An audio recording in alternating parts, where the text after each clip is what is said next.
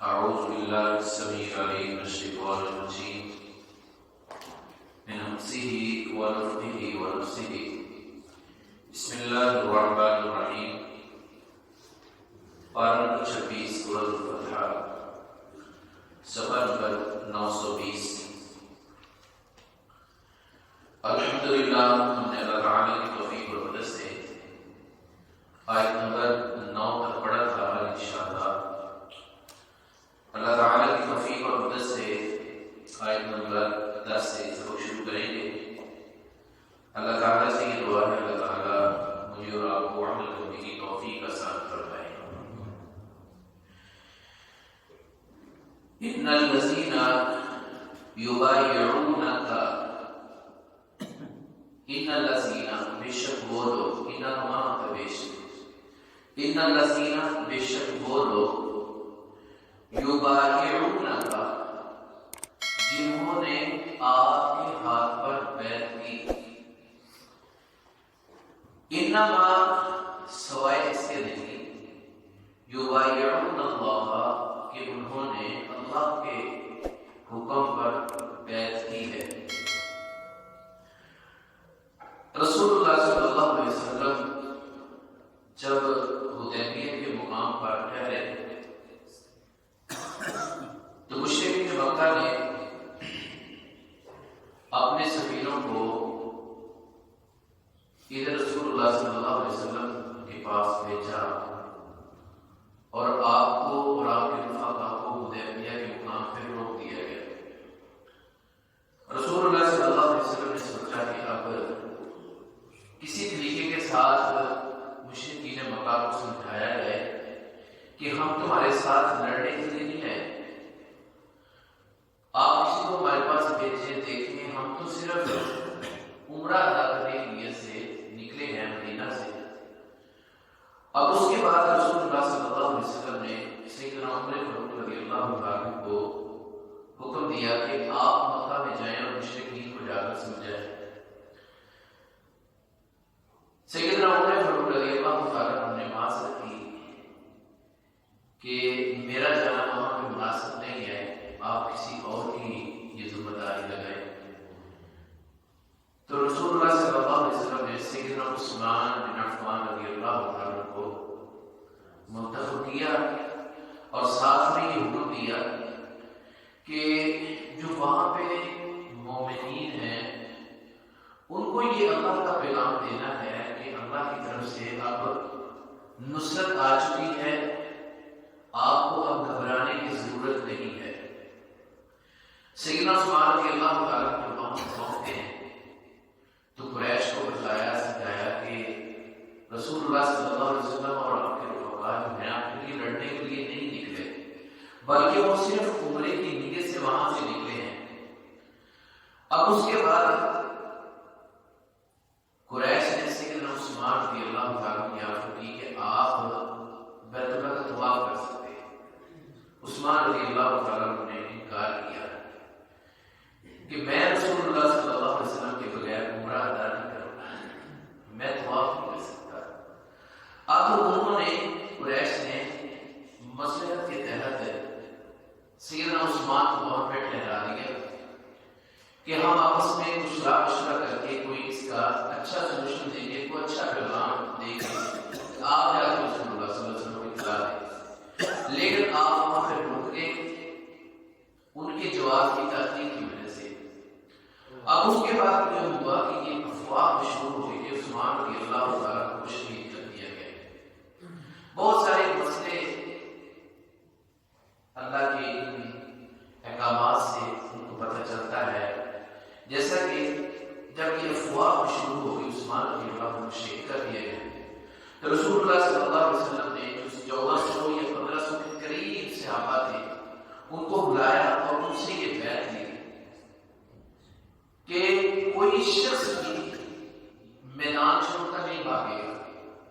میں قربان جاؤں رسول اللہ صلی اللہ علیہ وسلم کے صحابہ پر کہ اللہ کی قسم ایسی داستانیں رقم کرتی ہیں جو قیامت تک ہمارے لیے یہ عظمت کا باعث ہے، اور علماء متبع لوگ بتلاتے رہیں گے۔ قرآن میں اللہ نے ان کے چرچے کرتے ہیں۔ اور دیکھیں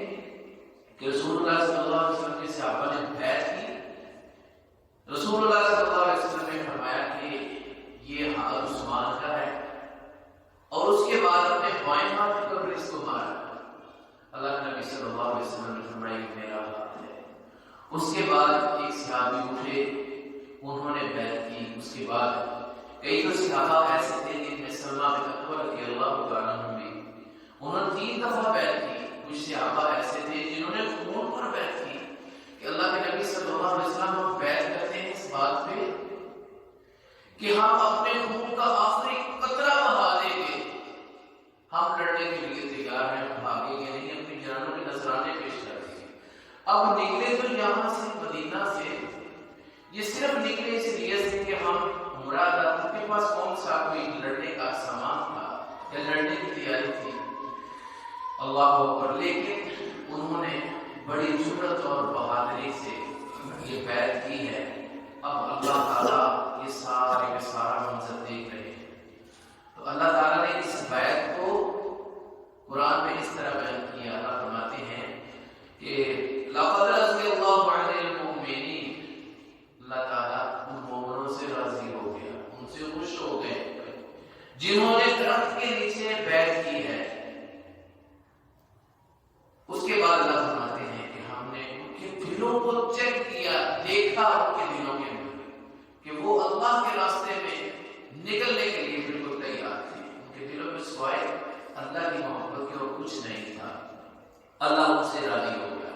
تو یہاں جو بیعت کا تذکرہ ہے وہ بیعی ہے، اس کو بیعت رضوان کے نام سے جانا جاتا ہے. رسول اللہ صلی اللہ علیہ وسلم کے صحابہ نے بڑی جان ساری سے یہ بیعت کی کہ ہم آخری دم تک ان کے ساتھ لڑنے کے لیے تیار ہیں. اب ہوا یہ کہ جو فیصلہ ہوا کہ ان کے جو سفیر تھے وہ آئے، انہوں نے دیکھا اور اس کے بعد اصولوں پہ آمادہ ہو گئے. جبکہ انہوں نے جو شرائط 10 کے قریب تھی رکھی، ساری کی ساری میں بتا چکا ہوں وہ مسلمانوں کے خلاف تھی. لیکن رسول اللہ صلی اللہ علیہ وسلم نے اللہ کے حکم سے، اللہ کی مشیت سے قبول فرمایا. اور اس کے بعد جو قریش کی طرف سے ایک شخص تھا جس کا نام سہیل بن عمر، یہ وہاں سے آتا ہے اور شرائط لکھنے کے لیے. اب رسول اللہ صلی اللہ علیہ وسلم شرائط لکھوانا جا رہے ہیں. سیدنا علی مرتضیٰ رضی اللہ تعالیٰ عنہ وہ لکھ رہے ہیں. تو سب سے پہلے انہوں نے لکھا بسم اللہ الرحمن الرحیم. تو انہوں نے سب سے پہلے قریش نے اس بات کا انکار کیا کہ ہم نہیں اس رحمان رحیم کو مانتے، آپ لکھو بسم اللہ اللہم. تو رسول اللہ صلی اللہ علیہ وسلم نے اس بات کو لکھوا دیا. اس کے بعد پھر انہوں نے کہا کہ آپ نے لکھا ہے کہ محمد رسول اللہ صلی اللہ علیہ وسلم کا نام لکھا ہے، تو ہم تو رسول اللہ کو مانتے نہیں ہیں. اس پہ ابن عمر کہتا ہے. تو رسول اللہ صلی اللہ علیہ وسلم نے علی رضی اللہ عنہ کو حکم دیا کہ اس کو کٹا دیا جائے، اس کو کاٹ دیا جائے، اور اس کی جگہ انہوں نے یہ بات کہ لکھا ہے محمد بن عبداللہ کی طرف سے. اللہ اکبر. تو علی مرتضیٰ رضی اللہ تعالیٰ عنہ کہتے ہیں یا رسول اللہ صلی اللہ علیہ وسلم، میرا جی اور میرے ہاتھ دوبارہ نہیں کرتے کہ میں رسول اللہ صلی اللہ علیہ وسلم کا نام میں کرتا ہوں. اللہ کے نبی صلی اللہ علیہ وسلم نے پھر اس کو خود اپنے ہاتھوں سے مٹایا. اور یہ ساری کی ساری جو شرائط تھی مسلمانوں کے خلاف تھی، تو اللہ کے حکم سے یہ سارا معاملہ چل رہا تھا. لیکن بظاہر مسلمانوں کے خلاف تھی، جبکہ ان شرائط سے مسلمانوں کے دل بھی متاثر اور ڈسہارٹ ہوئے. لیکن میرے اللہ کی مشیت اور مرضی تھی، یہ سارے کا سارا اس میں فائدہ مسلمانوں کا ہی تھا. اب جو منافقین تھے پیچھے، جیسا کہ کل کے سبق میں ہم نے پڑھا ہے، وہ بھی بغلے میں جا رہے تھے کہ ہتھے خالی ہاتھ نکلے ہیں، مسلمان اب ان کو واپس نہیں آنے دیں گے. اب ان کے ارادے کہ اللہ نے خاک میں ملا دیے، اور مشرکین کے بھی ارادوں کو اللہ نے خاک میں ملا دیا، اور مسلمان وہاں سے اب اللہ کے حکم کے ساتھ واپسی کی راہ لیتے ہیں. جبکہ میں یہ بتا رہا تھا پہلے کہ اگر رسول اللہ صلی اللہ علیہ وسلم کو بیعت کا علم ہوتا، آپ عالم الغیب ہوتے، تو آپ بیعت کو لیتے. بیعت تو انہیں عثمان رضی اللہ پر دی گئی ہے کہ عثمان کو قتل کر دیا گیا ہے، ہم اتنی دیر تک واپس نہیں جائیں گے جب تک عثمان رضی اللہ تعالیٰ کو قتل کا بدلہ نہیں لے لیتے. تو اگر آپ کو علم ہوتا وہ قتل نہیں ہوئے تو پھر آپ نے مسئلے کا پتہ چلتا ہے، صاف پتہ چلتا ہے. اس بات پہ بیعت کی نا حضرت عثمان رضی اللہ عنہ پر کہ ہم ان کے حکم کا بدلہ لیے بغیر نہیں جائیں. تو اب عثمان رضی اللہ عنہ کے ساتھ جب ملے، واپس آئے، تو یہ صحابہ واپس مدینے کی راہ لیتے تو یہاں اللہ تعالیٰ نے اس بات کو بیان کیا ہے کہ وہ لوگ جنہوں نے آپ کے ہاتھ پر بیعت کی ہے، انما یبایعون اللہ، تو سوائے اس کے نہیں، وہ بیعت اللہ کی بیعت ہے۔ تو اللہ فرماتے ہیں ید اللہ فوق ایدیہم، یہ سارے کے سارے ہاتھ جو تھے، اللہ فرماتے ہیں ان سب کے اوپر اللہ کا ہاتھ ہے، ان سب کے اوپر یہ 1400 صحابہ بیعت رضوان والے، انہوں نے بیعت کی، ہاتھ رکھے، اللہ فرماتے ہیں ید اللہ فوق ایدیہم، ان سب کے اوپر کس کا ہاتھ ہے؟ اللہ کا ہاتھ ہے۔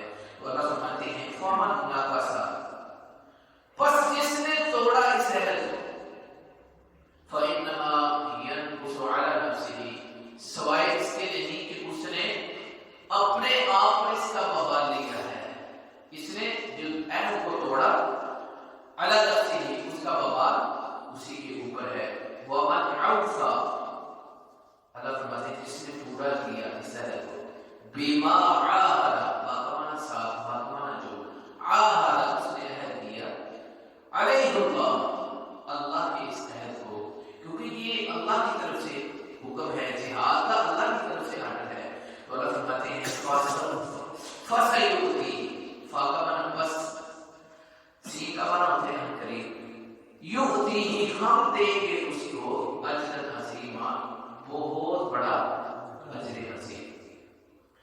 یہ آیت نمبر 10 تک کی بات کا سبق ہے۔ کل جمعہ المبارک ہے، پرسوں انشاءاللہ اللہ تعالیٰ کی توفیق اور مدد سے یہاں سے آگے بڑھیں گے۔ ابھی نئے آیت کو لفظ سے پڑھ لیں۔ اعوذ باللہ من الشیطان الرجیم، ان الذین یبایعونک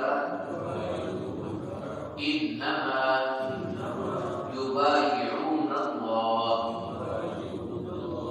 ید اللہ فوق ایدیہم، فمن نکث فإنما ينكث على نفسه، ومن أوفى بما عاهد عليه الله فسيؤتيه أجرا عظيما۔